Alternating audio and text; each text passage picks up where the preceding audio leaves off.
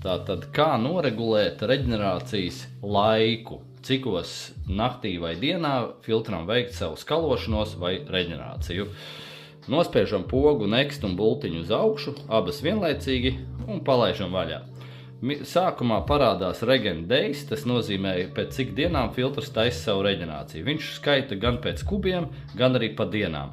Parasti šeit regulē vismaz reizi mēnesī, lai, ja gadījumā klients nav mājās un ir kaut kur izbraucis uz ārzemēm, lai vismaz filtrs reizi mēnesī uztaisa savu reģenerāciju un ūdens viņā nesastāvās. Tāda tā doma. Tad, kad mēs esam šo te ievadījuši, ja tas ir vajadzīgs kādam ievadīt, spiežam pogu nekst, un šeit viņš pārlec uz to reģenerācijas laiku. Automātiski viņš ir ieregulēts 2 naktī, tāpēc, kad 2 naktī klienti parasti vismazāk tērē ūdeni, jo reģenerācijas laikā, ja paveram krānus vaļā, tad ūdens var aiziet neatīrīts, tāpēc tas ir automātiski 2 naktī.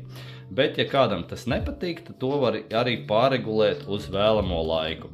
Ar bultiņu mēs uz augšu uz leju regulējam stundas, piemēram 2 dienā, nospiežam next, mirgo minūtes un noregulējam minūtes.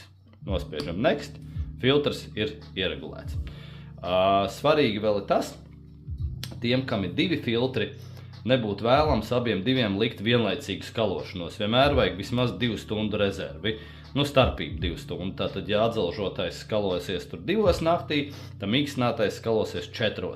Ja mēs pārregulējam uz dienas laiku, tieši tas pats vienam filtram, tad, lai ir, teiksim, tur 12. dienā, otrs filtrs, lai sāk 2 dienā skaloties. Tā, tiem, kam ir 1 filtrs, tiem tas, protams, neuztrauc. Kaut kā tā.